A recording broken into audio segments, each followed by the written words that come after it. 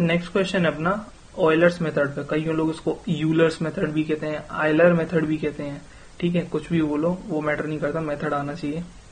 तो which is the modified Euler's method in the following for the differential equation y dash हो जाएगा dy upon dx equal to f of x y, मतलब f जो है function होगा x और y variable दोनों का, y at x not is y not, मतलब y जो भी वैल्यू आएगी इसको सॉल्व करके जिसका सॉल्यूशन बनेगा उसकी वैल्यू x नॉट पर क्या आएगी, y नॉट आएगी। तो अब वो पूछ रहा है कि इसमें से मॉडिफाइड आयलर्स मेथड कौन सा है। तो ये तो डायरेक्ट फॉर्मूला बेस्ड ही है, सबसे लॉलीपॉप क्वेश्चन बिल्कुल। तो ये इसमें से करेक्ट जो होगा ये वाला होगा, y1 n+1 y0 जो इनिशियल वैल्यू आप लोगे किस पॉइंट पर, x नॉट आपको इनिशियल पॉइंट दिया होगा, ठीक है, उसमें x मतलब y में जब x नॉट पुट करेंगे तो y नॉट ये हो गया, plus h/2 f at x0 y0 plus f x1 yn, मतलब n तो जितनी बार ऑपरेट करोगे उतनी बार y1 एट 0, इसको y1 भी लिखा जाता है, ठीक है, equal to y0 plus h जो होता है ना स्टेप साइज होता है ना, इंटरवल जिसमें भी आपको बात कर रहा है कि इतने इंटरवल के बीच में निकालना है आपको, तो उसके अकॉर्डिंगली अपन स्टेप साइज ले लेते हैं, f x0 y0। इसका जनरल फॉर्मूला बता देता हूं कि अगर n की जगह कुछ और आता है तो उसको कैसे सॉल्व करेंगे। तो इन जनरल y i और j+1 बराबर हो जाता है yj plus h f of xj yj, ठीक है, ये तो हो गया j+1 पे। अब j+1 में भी नेक्स्ट लेवल पे जाना है अपन को, है ना, तो ये i+1, तो ये हो जाएगा yj plus h/2 f of xj होगा, sorry, xj yj plus f of xj+1 yj+1 और ये i, ठीक है, i 1 2 3 तक वेरी करेगा, j बराबर 1 2 3 रहेगा। अब जैसे देखना इसमें y1 दिया है ना, तो अपन इनिशियली अपन क्या पुट कर सकते हैं, y1 हो जाएगा यहाँ पे, है ना, ये वाले स्टेप में। तो इस वाले स्टेप में आपको देखना सबसे पहले इसमें पुट करना है, तो j बराबर 0 रखोगे, तो 0 प्लस 1 तो 1 हो गया, और i को आपको क्या लेना होगा, 0, मतलब j बराबर 0 और i बराबर 0 पे ये वाली इक्वेशन मिलती है, y1 एट 0 को अपन y1 से भी लिखते हैं। अब देखना j को अपन ने 0 माना था, तो क्या हो गया, y0 plus h f of, जहां जहां j है वहां पे 0 से रिप्लेस कर देंगे, तो 0 0, ठीक है। अब जो नेक्स्ट स्टेप में आप लोगे, मतलब तो वो जाएगा y1, अब nth आप निकाल लोगे nth+1 के लिए, तो y1 n+1 है, कहने का मतलब है आप नेक्स्ट स्टेप में, सेकंड स्टेप में तो i को n से रिप्लेस कर देंगे बस, ठीक है। तो y0, और कौन सी वाले में, इस वाले में, क्योंकि नेक्स्ट स्टेप में आपको ये वाला फॉर्मूला यूज करना होगा, है ना। तो ये तो देखना ये j+1 है, तो j तो 0 चल रहा है, और i को अपन क्या ले रहे हैं, n ले रहे हैं, तो j तो हो गया 0, तो y0 आ गया, ठीक है, प्लस h/2 xj है ये, ठीक है ना, xj yj, तो j को अपन ने क्या माना है, 0 माना है, तो ये हो गया x0 y0 plus f of x1 y1, और ये हो गया, देखना यहाँ पे 0 प्लस 1 1 हो गया, तो ये 1 आ गया, ठीक है, और 0 प्लस 1 हो गया, तो ये 1 आ गया नीचे, और i को अपन क्या लेके चल रहे थे, n लेके चल रहे थे, क्योंकि यहाँ पे i+1 होगा तो यहाँ से एक जस्ट 1 पावर कम आ जाती है, n+1 के लिए ले रहे हैं तो यहाँ n हो जाएगा, ठीक है, और h क्या होता है, अपने स्टेप साइज को डिनोट करता है। सो नेक्स्ट क्वेश्चन है परसेंटेज एरर पे। If u is equal to 3v की power 7 minus 6v, find the percentage error in u at v equal to 1 if the error in v is 0.05। यहाँ पर u जो है ना function of v हो गया, ठीक, एरर इन v आपको पता है, तो जब क्लियर है कि जब v में कुछ एरर है तो u की कैलकुलेशन में भी कुछ एरर आएगी। अब हमसे परसेंटेज एरर पूछ रहा है जब v बराबर 1 को हम इस फंक्शन में पुट करेंगे, तो u की क्या परसेंटेज एरर होगी।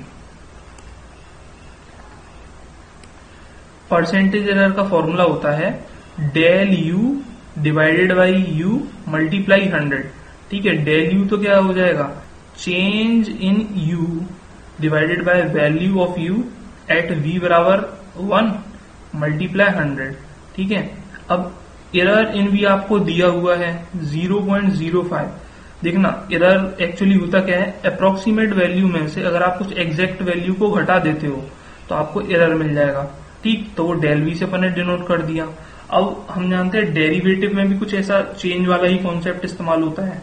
क्या होता है, जैसे एफ डैश ऑफ वी करोगे आप, क्योंकि यू जो है फंक्शन ऑफ वी है इसीलिए लिख रहे हैं यहाँ पे एफ डैश ऑफ वी, तो वो क्या हो जाएगा, change in u divided by change in v, या फिर change in u with respect to v.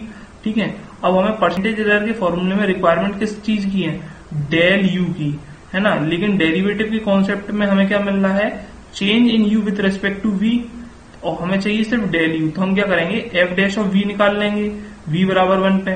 ठीक है, उसमें डेल वी का मल्टीप्लाई करा देंगे, ये डेल वी अपन को दिया हुआ है तो अपन को डेल यू मिल जाएगा। ठीक है, तो एफ डैश ऑफ वी क्या हो जाएगा, 21 v की पावर 6 माइनस 6 ये हो जाएगा ना, इससे आप इसको डेरिवेट कर देंगे तो एफ डैश ऑफ वी आ जाएगा। ठीक है, किस पॉइंट पे निकालना है, v बराबर 1 पे, तो v बराबर 1 अपन ने इसमें रख दिया, तो एफ डैश एट 1 क्या हो जाएगा, 21 माइनस 6 इज इक्वल टू 15। ठीक है, इसको इक्वेशन नंबर 2 मान लेते हैं। लेकिन फ्रॉम फर्स्ट जो बात अभी अपन कर रहे थे कि अपन को सिर्फ डेल यू चाहिए, तो अपन क्या करेंगे, डेल वी का मल्टीप्लाई एफ डैश 1 में कर देंगे। ठीक है, एफ डैश 1 में कर देंगे तो 15 ही अपना आ ही चुका है, एफ डैश एट 1, डेल वी अपन को गिवन है 0.05, तो चेंज इन यू आ गया अपना कितना, 0.75। हाँ, अब और क्या रिक्वायरमेंट अपन को, यू की, मतलब function of u at v equal to 1, है ना, इस चीज की हम लोगों को रिक्वायरमेंट है। तो v बराबर 1 जैसे ही हम रखेंगे फंक्शन में, हमें u की वैल्यू पता पड़ जाएगी। तो at v equal to 1 u बराबर 3, 1 की पावर 7 माइनस 6 इंटू 1, तो ये जो u की वैल्यू आ जाएगी क्या आ जाएगी, -3 हो जाएगी, है ना।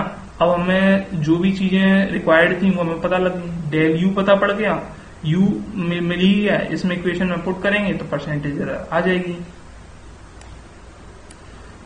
तो 0.75 आ गया, ठीक, -3 रख दिया। जनरली क्या होता है ना, टेक्स्ट बुक्स में, most of the text books में एब्सोल्यूट वैल्यू लेने का रीजन ये होता है कि या तो आप एरर जब एंड में लिखते हो तो या तो प्लस माइनस का साइन लगा दो, अगर प्लस माइनस का साइन नहीं लगा रहे हो, सिर्फ एरर का मैग्नीट्यूड लिख रहे हो, मतलब न्यूमेरिकल वैल्यू लिख रहे हो, इसलिए मॉड्यूलस का इस्तेमाल कर देते हैं। ठीक है, तो 0.75 डिवाइड बाई -3, ठीक है, मल्टीप्लाई 100, तो ये तो क्या हो जाएगा 0.25, और मॉड्यूलस लेके पॉजिटिव बन जाएगा। तो 0.25 मल्टीप्लाई 100 करेंगे तो 25% एरर आ जाएगी, किसमें, u में, at v equal to 1 when the error in v was 0.05।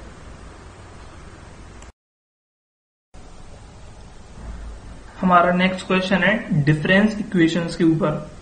अब जैसे हमने ऑर्डिनरी डिफरेंशियल इक्वेशंस पढ़ी हैं, ठीक उसी तरह से न्यूमेरिकल एनालिसिस में ये जो मतलब फॉरवर्ड डिफरेंस ऑपरेटर्स होते हैं, मतलब जो ऑपरेटर्स होते हैं, डिफरेंस ऑपरेटर्स होते हैं, उनकी जो इक्वेशंस बनती हैं उनको हम डिफरेंस इक्वेशंस कहते हैं।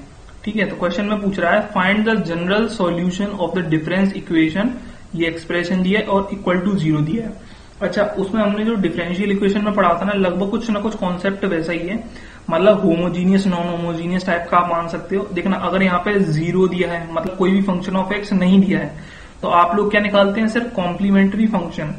इन केस अगर यहाँ पे 0 की जगह कोई फंक्शन ऑफ एक्स दिया रहता है तो आप पर्टिकुलर इंटीग्रल भी निकालते हैं। तब जनरल सॉल्यूशन कैसे लिखते हैं, CF प्लस PI करके लिखते हैं।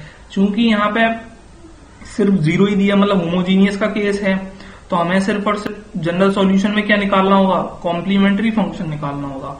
तो इसका जो करेक्ट आंसर है ये बी वाला है, और हम देखते हैं कि ये कैसे होगा।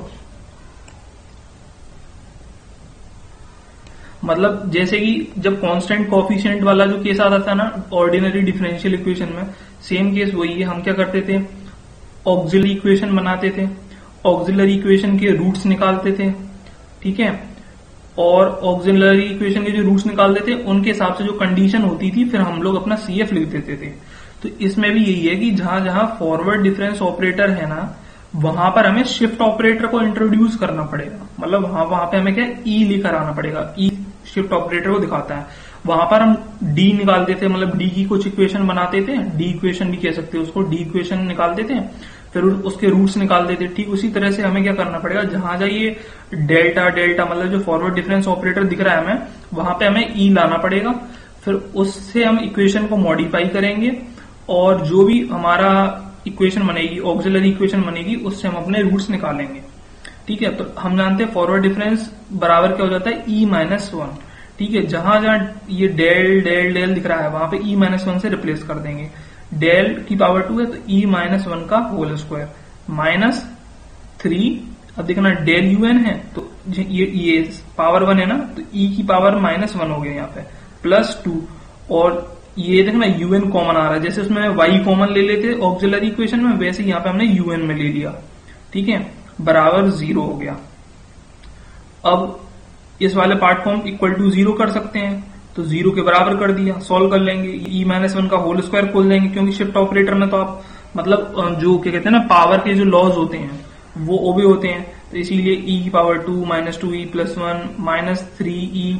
ठीक है, माइनस माइनस प्लस हो जाएगा, 3 बन जाए 3 तो +3 हो गया, और ये +2 ये आ गया। ठीक है, पूरा सॉल्व करेंगे तो E² - 5E + 6 बराबर 0 हो जाएगा। इसको फैक्टराइज करेंगे तो E की वैल्यू आ गई 2 और 3। मतलब लगभग जो कॉन्सेप्ट है ना डिफरेंशियल इक्वेशन ही मिलता है, बस जो कंडीशन है वो थोड़ी बदल जाती हैं। अब ये जो केस हुआ, ये कौन सा हुआ, डिस्टिंक्ट रूट का केस हुआ, रियल और डिस्टिंक्ट रूट से। तो जैसे हम उसमें जानते थे ना कि मतलब फंक्शन ऑफ x होता था अगर इक्वेशन में सपोज, तो हम क्या कर देते थे, C1 मतलब a रूट निकला और b रूट निकला तो e की पावर a प्लस e की पावर b ऐसे कर देते थे, और C1 C2 कांस्टेंट लगा देते थे। ठीक उसी तरह से हमें क्या करना है, 2 और 3 आए हैं तो C1 2 प्लस C2 3 लिख दिया। ठीक है, और 2 की पावर n लगा देंगे और 3 की पावर n कर देंगे। ये तो हो गया डिस्टिंक्ट रूट का केस। अब अगर डिस्टिंक्ट रूट होंगे, ठीक है, केस 2 ये बन सकता है कि रूट्स रिपीट कर रहे हो। एक केस ये भी हो सकता है कि कॉम्प्लेक्स रूट आ रहे हो, तो तब हम क्या करते हैं, उन केसेस को हम आइए स्टडी करते हैं। केस 1 जो कि अभी हमने ऊपर ही देखा था, रियल होंगे और डिस्टिंक्ट होंगे, मतलब अलग अलग होंगे। मतलब एग्जांपल के तौर पे 1 2 3 ऐसे ऐसे हो सकते हैं, मतलब सब एक दूसरे से अलग होंगे और रियल नंबर्स होंगे। ठीक है, वहां पे हम CF बराबर क्या लिखते थे, y, क्योंकि y फंक्शन ऑफ x होता था, है ना। तो यहाँ पे UN जो है मतलब सब उस मतलब डिपेंडेंट वेरिएबल के एक तरीके से UN मान लो, तो वही लिखना है। वहां पे y डिपेंडेंट होता था तो y बराबर लिखते थे, यहाँ पे UN डिपेंडेंट वेरिएबल मान लो तो UN के बराबर लिखेंगे। तो UN बराबर C1 और B1 की पावर n कर देंगे, प्लस C2 B2 की पावर n कर देंगे, C3 B3 की पावर n कर देंगे। मतलब जो भी जितने डिस्टिंक्ट रूट्स आ रहे हैं कांस्टेंट का मल्टीप्लाई कर दो और उस रूट पे n की पावर को ला दो। ठीक है, इन केस अगर रूट्स रिपीट कर जाते हैं, मतलब रियल हैं लेकिन रिपीट कर रहे हैं, तो जैसे उसमें करते थे, मतलब एक ही रूट जैसे 2 बार आया तो क्या कर देते थे, C1 + C2 x कर देते थे। मतलब वो रूट अगर एक बार रिपीट हुआ है तो उतनी ही x की पावर और मतलब वाला टर्म ऐड हो जाता था।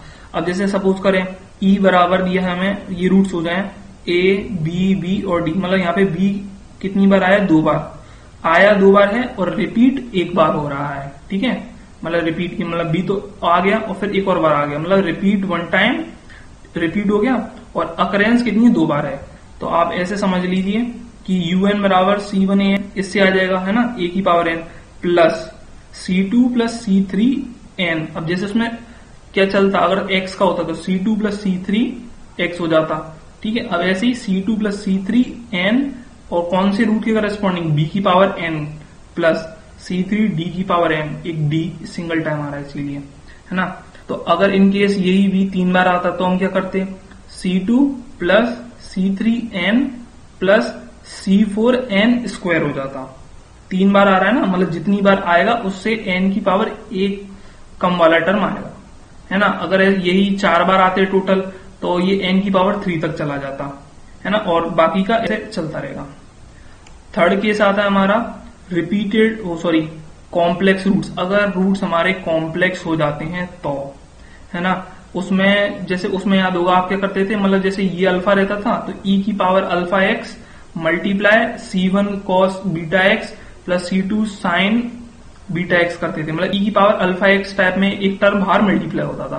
ठीक उसी तरह से कुछ है, हम क्या करेंगे, अल्फा प्लस आई बीटा है। हम जानते हैं कि अगर कॉम्प्लेक्स रूट आएंगे तो वो और उसका कॉन्जुगेट क्या होंगे, साथ में अगर करेंगे तो अल्फा प्लस आई बीटा और अल्फा माइनस आई बीटा अगर कॉम्प्लेक्स रूट्स हैं तब। ये सॉल्यूशन होता है। यूएन बराबर आर की power n C1 cos n theta plus C2 sine n theta. और अगर कोई अदर रूट्स होते हैं, मतलब रियल नंबर या डिस्टिंक्ट रियल आ जाते हैं, तो वो रूट्स यहाँ पे ऐड हो सकते हैं। ठीक है, अब आर एन क्या होता है? जो भी आपने कॉम्प्लेक्स नंबर निकाला है उसकी मॉड्यूलस वैल्यू। मॉड्यूलस वैल्यू कैसे लेते हैं? Alpha square plus beta square, ये जो मतलब ये पार्ट्स होते हैं ना, रियल और इमेजिनरी पार्ट, उनका स्क्वायर करके ऐड ले लो और स्क्वायर रूट कर दो। ठीक है, थीटा क्या हुआ यहाँ पे? टेन इनवर्स, मतलब आर्ग्यूमेंट जो आप निकालते हो कॉम्प्लेक्स नंबर का, यहाँ पे मतलब ये जैसे कॉम्प्लेक्स नंबर है, आप इसका आर्ग्यूमेंट निकाल लेना, थीटा वही हो जाएगा। ठीक है, और मतलब ये यूएन बराबर लिखेंगे क्योंकि जैसे मतलब वाई एन वहां डिपेंडेंट होता था, है ना, तो यहाँ यूएन डिपेंडेंट है। तो यूएन बराबर आर की power n C1 cos n theta plus C2 sine n theta हो जाएगा। तो ये तीन केसेस थे, बेसिकली इनमें ही काम हो जाता है। अगर जैसे मान लो कि इसमें ही ये केस बन जाए, रिपीटेड रूट्स का केस कॉम्प्लेक्स में बन जाए, मतलब जैसे अल्फा प्लस आई बीटा, अल्फा प्लस आई बीटा 2 बार आ रहा है, अल्फा माइनस आई बीटा और अल्फा माइनस आई बीटा टोटल 2 बार आ रहा है, तो हम क्या कर देते? वही सेम चीज यहां हो जाती। क्या कर देते? ये जो C1 होता ना यहाँ पे, C1 प्लस C2 n हो जाता। ठीक है, और कॉस एन थीटा हो जाता plus C3 plus C4 n, ठीक है, और साइन एन थीटा हो जाता। मतलब जो आपने डिफरेंशियल इक्वेशन में पढ़ा है ना, ठीक वैसा ही केस है। मतलब जितनी बार रिपीट होगा उस हिसाब से आप n के टर्म्स को इंट्रोड्यूस कर सकते हैं।